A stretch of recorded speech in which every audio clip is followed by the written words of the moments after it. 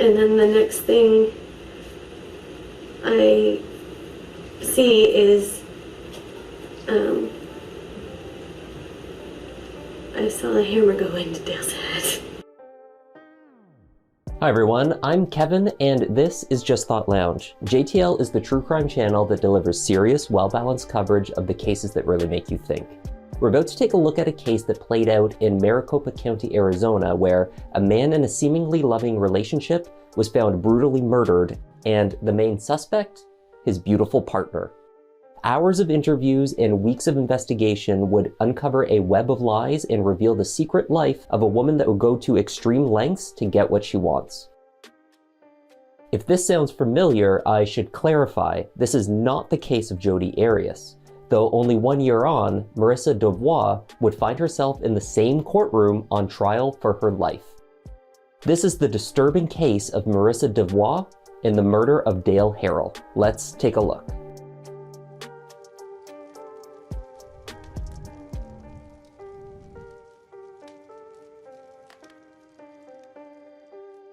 Dale Harrell and Marissa DeVault first met as teenagers at Lake Havasu High School in the 1990s.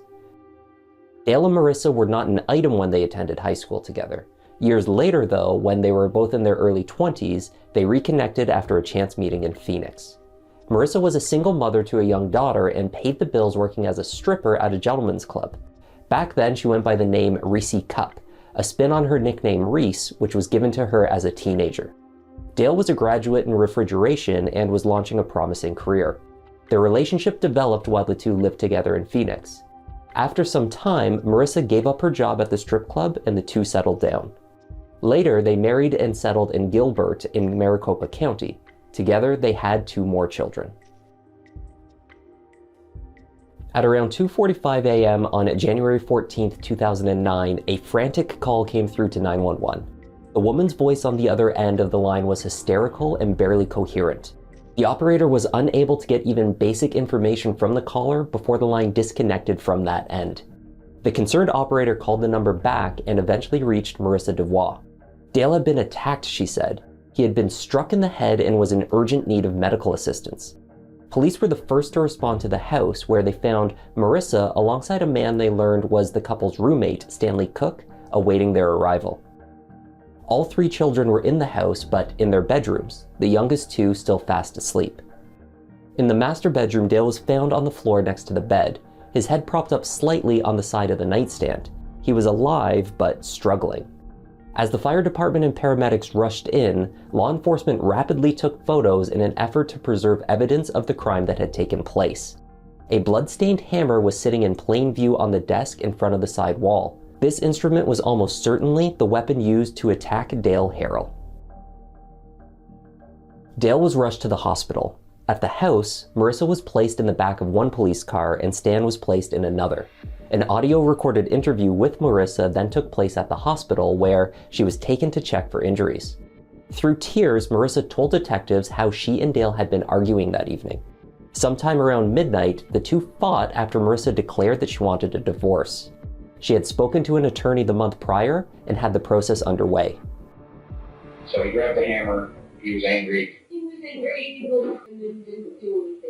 Did he make any threats at that time, like I'll kill you, or any, did he make any threats against you, or was it more, A lot. Right. A lot.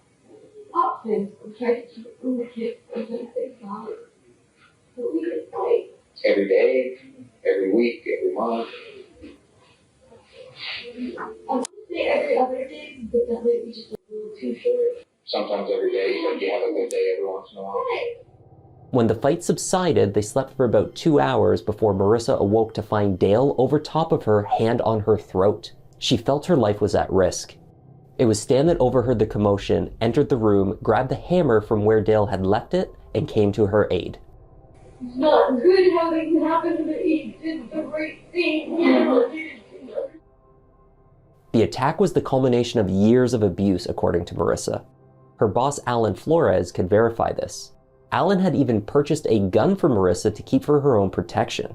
This gun, a pistol, was found in the possession of Stan Cook when the police arrived at the house.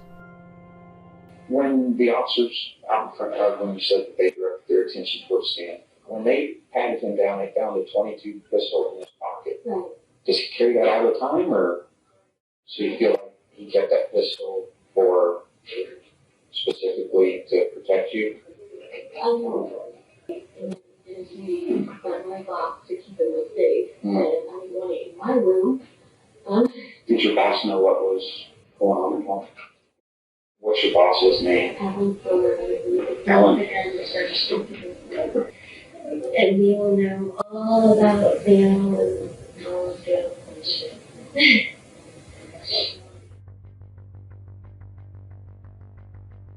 The scene inside the master bedroom was analyzed to determine what the physical evidence could reveal about the attack. Aside from the area beside the bed, there were 3 spots where light spatter was visible. On the wall above the bed itself, on a lampshade next to the same side of the bed, and on the wall just above where the hammer had been found resting on the desk. Investigators deduced that Dale had been lying in bed on his left side, likely sleeping, when the attack occurred. One responding officer reported that he saw light red marks on Marissa's neck, though these are barely discernible in the photographs taken of her when she reached the hospital. She told detectives that Dale had choked her and that she had, in response, bit at him, clawed, and scratched. Curiously, thought investigators, her hands showed a flawless manicure and no visible injuries. Stan Cook confessed to the attack. He gave very few details but verified what Marissa had recounted. The only problem was that Stan had suffered an injury to his brain in a motorcycle accident years prior that had left him with issues relating to short-term memory loss. This meant that much of what he could recount to the police was somewhat questionable by his own admission. After conversing with Stan for several minutes at the house, detectives became very wary of taking him at his word. Despite the full confession, investigators were not buying the story. The physical evidence, notably the blood spatter patterns above the bed and on the side lampshade, dictated that Dale was in bed alone on his side at the time of the attack, not on top of Marissa. She had been cleaned up prior to the photographs that were publicly released, but police said that she and her clothing did not indicate that she was underneath Dale when the attack occurred. In fact, the stains on her clothing were consistent with someone who had been above the victim, swinging an object repeatedly. Roughly 12 hours after the first 911 call was placed, Marissa was brought in for a second interview, this time at the Gilbert Police Department. Marissa's calm and at times even joyful demeanor throughout her discussion with the detectives also raised red flags. Not only was her story inconsistent with the physical evidence, but by her own account, she had been in a life or death struggle only hours before and witness to a brutal attack on her husband that had left him in critical care. At the onset, the tone of the discussion was relaxed. Marissa recalled the beginning of her relationship with Dale, the fun dynamic the couple shared with their roommate Stan, and the nature of the life they had built together. And so he would always make jokes about things he liked and didn't like. And so when I brought around Dale, Dale's personality is very similar in the fact that if you could find something to make fun of, make fun of it. So the two of them would feed each other. Yeah. Over several hours, however, the tone shifted. Marissa suggested that Dale was unhappy with their financial situation and instigated fights over money. He always wanted more, she said. Slowly, the happy narrative that Marissa had been providing gave way to accusations of physical and emotional abuse. A marriage that appeared happy but was, in fact, for Marissa, a living nightmare.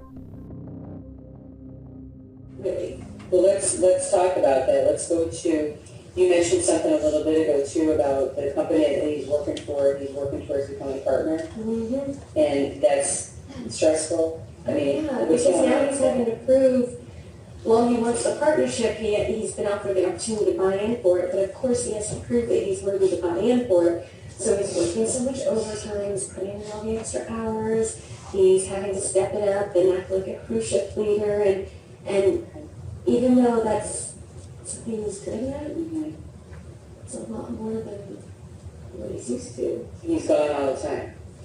A lot. How do you feel about that?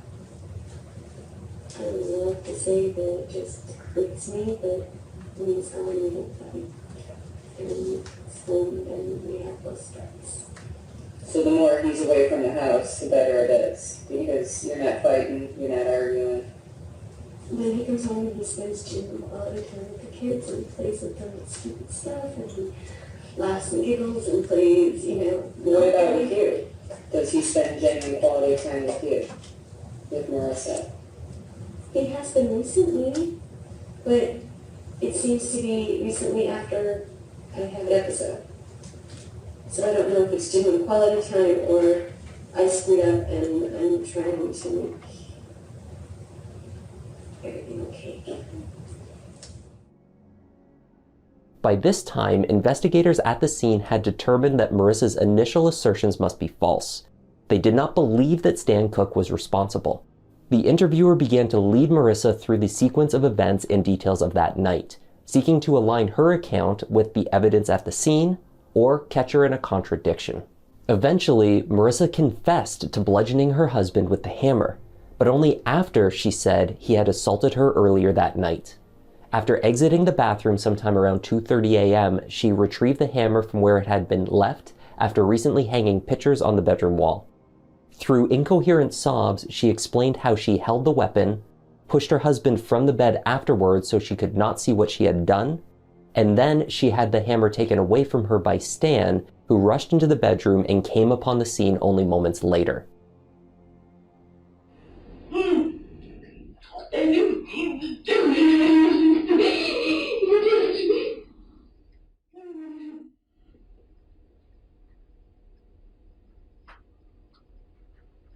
So Stan didn't have, and Stan didn't No. So how many times do you think you had him?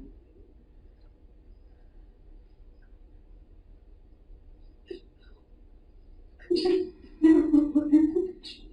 don't know.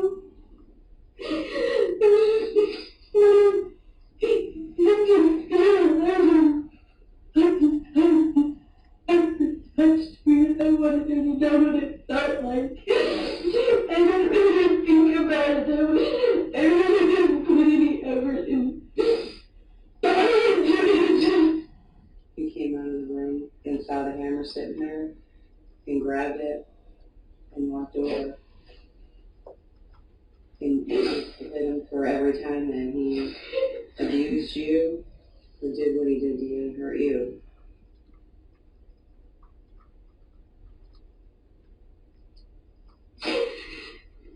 And then you went and hit Stan? And Stan He really didn't. Okay, he It hurt me. Okay. What did you yell before? Because you said you yelled something. Do you remember what you yelled?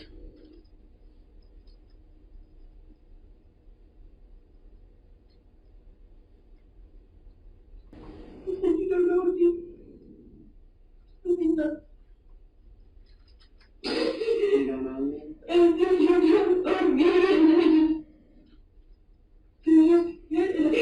I really put a hand in it.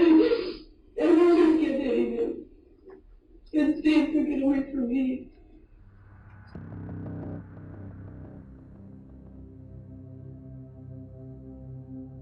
Marissa was charged with attempted homicide and immediately placed into custody. Her claim of self-defense was based upon the premise that she had been a victim of her husband's for 8 years. She felt that she had no choice. And that's what I was saying before about if we submit something to the county attorney for self-defense and they realize the scene doesn't match up with the story, it can actually be worse for you. Mm-hmm. So, given everything in technical remorse, you kind of explain the whole situation as far as what you said, and that matches the scene, I'll be honest with you. We kind of had an idea. While Dale hung on to life despite very steep odds, Marissa was released after her bail was posted by the man that she called her boss, a wealthy management consultant who had done well for himself analyzing big data from big corporations. His name was Dr. Alan Flores. The nature of their relationship would later come under intense scrutiny when investigators learned that Marissa had become indebted to her boss for an exceptionally large sum of money. Small amounts issued to Marissa for various purposes over the course of 2 years totaled a debt of over $300,000, an amount that she had agreed in writing to repay him. Detectives learned that more recently, Alan had begun to pressure her to hold up her end of the agreement. But Marissa did not have the means to come up with enough money to pay off that large of a loan. Roughly 3 weeks after her release on bond, Marissa was found alone in a field, beaten by a surprise attacker, and left with a broken jaw and ankle in the middle of the night. Police found her about 8 to 10 feet from the road in a damp and muddy blue sweatsuit after she called 911. A set of tire tracks led from the roadside near to where they found her. Marissa said she was heading toward her home when someone jumped her from behind. She had been at home watching movies with Stan earlier in the evening when she decided that she wanted to go out for a jog. After some time, Stan became concerned about her extended absence and began calling her cell phone repeatedly, but he received no answer. It was 3 a.m. when Marissa was found, and emergency services brought her to the hospital to attend to her many injuries. She appeared to have been hit repeatedly with a heavy object. In the same 24-hour period, Dale Harrell succumbed to his injuries in hospital. He was 34 years old.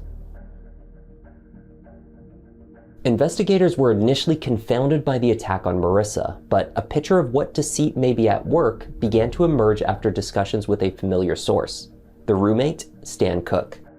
There had been no evidence supporting his confession to Dale Harrell's murder. There were, however, some indications that he was behind the later attack on Marissa. A detective questioning Stan noticed mud on his jacket and blood on his pants. The roommate said that the mud came from his SUV and that the blood was from his fingers where he had bitten his fingernails. His clothing was seized as evidence, and another plot began to unravel. Seeking to make a claim on her own life insurance, Marissa had reportedly attempted to convince Stan to paralyze her by shooting her in the spine. When he refused, it was agreed that he would instead attack her with a sledgehammer and dump her on the side of the road. The extremes that Marissa was willing to go to in order to claim insurance funds, likely to repay the debt she owed to Alan Flores, seemed to provide a clear motive for the murder of her husband. 2 life insurance policies, one taken out by Marissa on Dale for $750,000 only 2 weeks prior to the attack, along with the second longer-standing policy, totaled $1.25 million, which Marissa was set to receive. Unless, of course, she was convicted of the charge that had now been upgraded to first-degree murder. Marissa faced the death penalty if convicted of killing her husband. Attempts to reach a plea deal and avoid a trial over the next few years failed. These delays meant that jury selection did not commence until January 2014. The trial took place in the Maricopa County courthouse in Phoenix, roughly 1 year after the same courtroom saw the trial of the remarkably similar and well-publicized case of Jodi Arias. The media attention surrounding Marissa DeVault, however, was tempered comparatively. The judge wanted to avoid a media circus. There was little mention made of Marissa's past as a stripper, and any potential juror that was deemed a Jodi Arias fanatic was struck from jury service.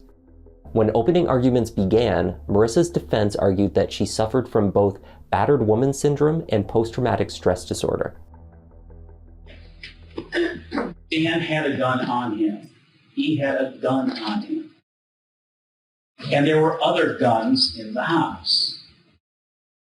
Why would she take a hammer and hit him over the head if there were guns in the house? And she was planning this. She did not want to hurt her husband, but she had no choice after falling victim to him for nearly a decade. Her actions at the time were self-defense that went too far. Investigators had been unable to substantiate any of her claims, however.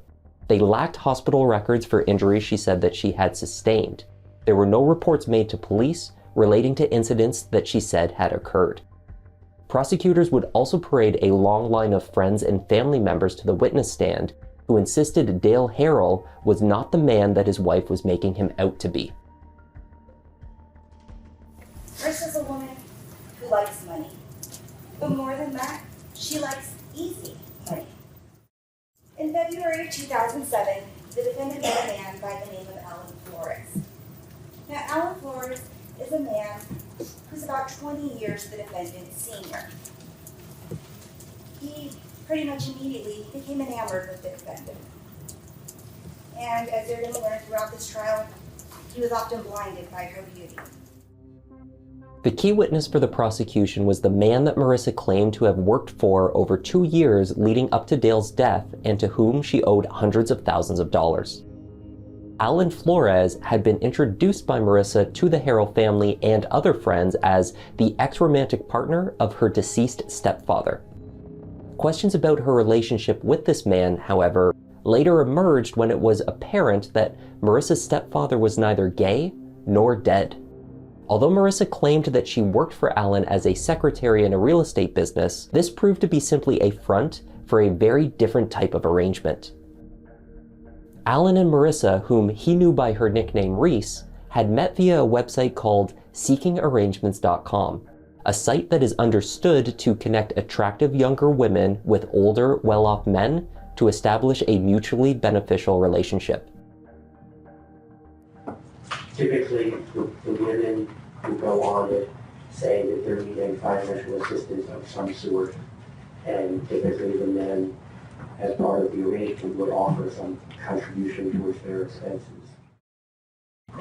When you saw her profile on the seeking arrangements, was there some sort of financial requirement from her end? There was not one explicitly stated, but the implication was that she was looking for financial assistance. Over the 2-year period of their relationship, Alan had paid Marissa's bills, given her money for gambling, and generally supported any financial need, real or imagined, that Marissa had required. You said that you're not a sucker when it comes to business. Would you consider yourself a sucker in other areas? I'm not happy in love.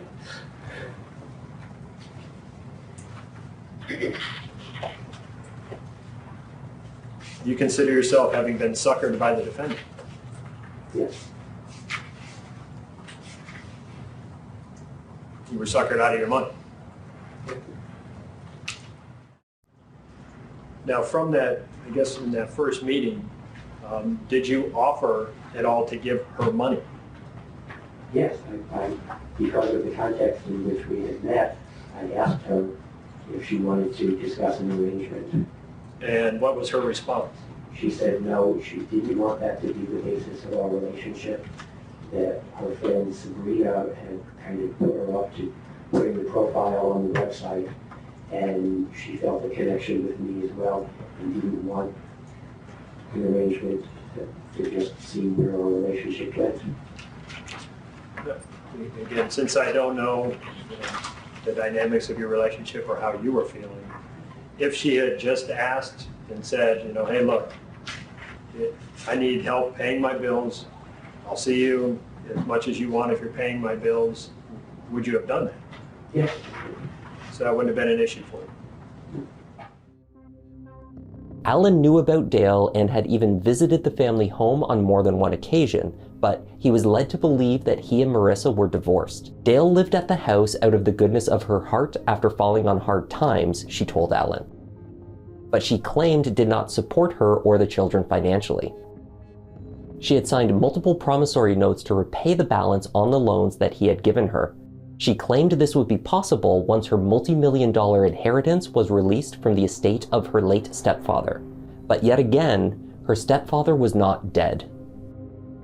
The most damning portion of Alan's testimony came when he admitted to giving Marissa $7,000 for the intended purpose of hiring a hitman to kill Dale. One man that she reached out to for this purpose was not taking her up on the offer, however. A former boyfriend and bouncer at the strip club where Marissa previously worked, Travis Tatro, testified that she had asked him to take care of her husband. Travis was taken aback by the request, and not only because of its vague and ominous implications, but because she had previously told Travis that her husband was already dead. She had claimed to him that Dale had passed away years earlier from stomach cancer. After the realization that she had been lying, he testified that he cut off all ties with Marissa. Marissa's eldest daughter, Rhiannon, was 18 years old by the time of her mother's trial. Unlike those that testified outside of the immediate family, Rhiannon supported the claims of abuse that were being asserted by the defense. She told the jury that both of her parents could behave in this way, but that her father was mostly at fault. This testimony cast doubt on the state's black and white depiction of Marissa's motivation. Was it possible that in this instance Marissa was being truthful? The jury deliberated for 6 full days. During this time, the prosecution and Dale Harrell's family became concerned that the jury was either considering an acquittal or weighing the possibility of a lesser charge. But this would not be the case. The verdict was returned. Marissa DeVault was found guilty of first-degree murder. She pled for her life during the sentencing portion of the trial.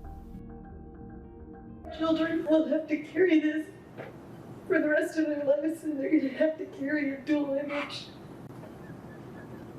of the dad they love that's gone, and the mom they love that's responsible for that. And it's really heartbroken, but because of this trial and everything that's come out about Mine's dysfunctional life, that others will have to wrestle with figuring out who we really were. Sorry.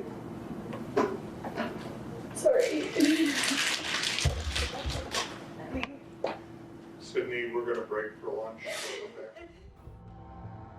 All 3 of Marissa's children read letters to the jury on behalf of their mother. Each of them acknowledged the brutality of their mother's actions, as well as the terrible loss of their father.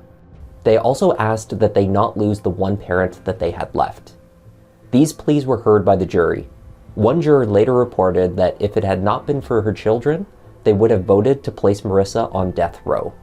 It was left to the trial judge to determine if the mandatory life sentence handed down would allow for the possibility of parole after 25 years. He decided that this would not be an option. She's manipulative. She will continue to be manipulative. The circumstances of this crime are so horrific. And in my view, were done out of nothing more than greed. Accordingly, the court is going to sentence her to life without the possibility of parole. The first appeal of her conviction was denied to Marissa in an opinion published by the Arizona Court of Appeals in 2016. She is serving her life sentence in Arizona. And that was the story of the brutal killing of Dale Harrell and the case against Marissa DeVault. Thanks for watching. I'm Kevin. This is Just Thought Lounge, and I'll see you in the next one.